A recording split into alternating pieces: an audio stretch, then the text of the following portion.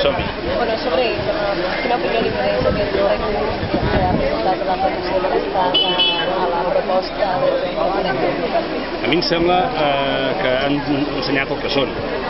Sí que vostès que al País Basc en aquests moments ens trobem amb un partit il·legalitzat, ens trobem amb manifestacions que són il·legalitzades, amb actes públics al País Basc il·legalitzats, i l'argument que fa servir l'advocacia de l'Estat i el govern espanyol és dir-nos que hi ha la violència, que hi ha assassinats, que hi ha violència al País Basc, i per tant és l'excusa que es dona per part de la justícia espanyola i el govern espanyol de perseguir idees, de legalitzar partits.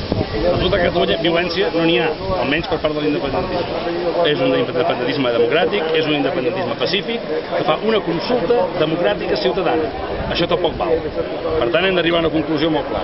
Aquí el problema no és la violència, el problema és pensar diferent, defensar una Catalunya independent, defensar un Euskadi independent. Això és el que és punible per part de l'Estat. Doncs a mi em sembla que és inacceptable. Espero que rectifiquin, ja hem exigit que rectifiquin, i per part de l'Estat espanyol està demostrant que aquí no es persegueix la violència, es persegueixen idees. I per tant, ni aquest argument poden fer servir quan s'il·legalitzen partits al País Basc o s'il·legalitzen manifestacions o deixa que s'adulteren les eleccions democràtiques al País Basc no deixant presentar l'agenda d'unes eleccions.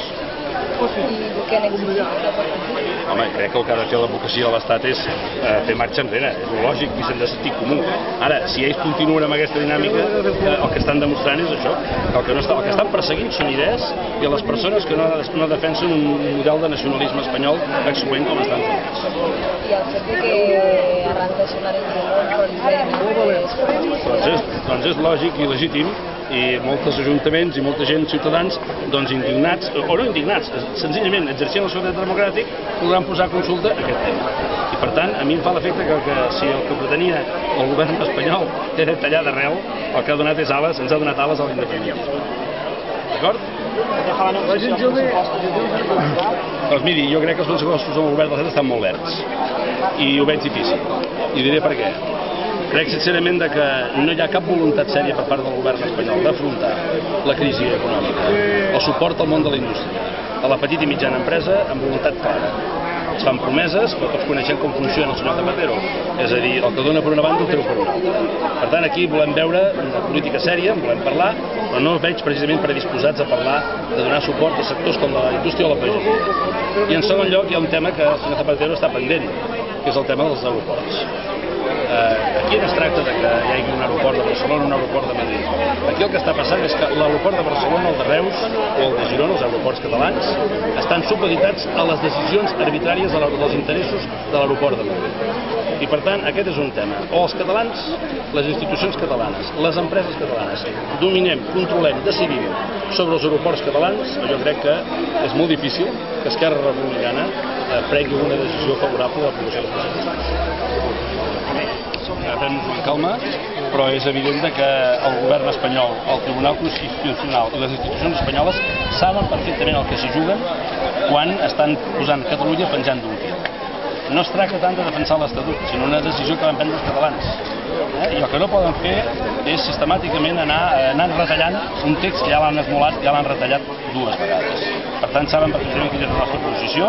La posició d'Esquerra Republicana és una posició clara de defensa del que han defensat els catalans i han opinat els catalans. I per tant, sap el govern espanyol, sap el Tribunal Constitucional el que s'hi juga.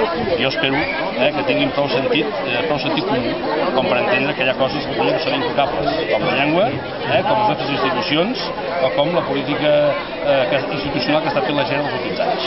Però en el cas de retallada, la possibilitat d'anar negociant competència per competència... Miri, això ja s'ha fet sempre. Això ja vaig dir que és el peix al cove, és el que s'està fent. Via la 150.2 que es diu. Això no és la solució. Esquerra Republicana ja ha dit quina és la solució. Un estat independent, un estat lliure, una Catalunya independent, un estat propi. De moment només ho defensa Esquerra Republicana. Però mentrestant, és evident que ens hem de defensar amb ungles i dents tot allò que és nostre. I recuperar tot allò que tenen a Madrid i és nostre. I per tant el 150.2 és una via que s'ha fet servir abans del nou estatut, amb l'antic estatut, amb aquest estatut i es farà servir després. Fins que no siguem independents. Però això no és la solució. Perquè en definitiva depenem sempre de decisions arbitràries dels governs espanyols. I el que no vol Esquerra Republicana és que aquest país, la gent d'aquest país, les famílies catalanes, les empreses catalanes, depenguem de decisions arbitràries del govern espanyol de tot, sigui del PP o sigui del PSOE. D'acord?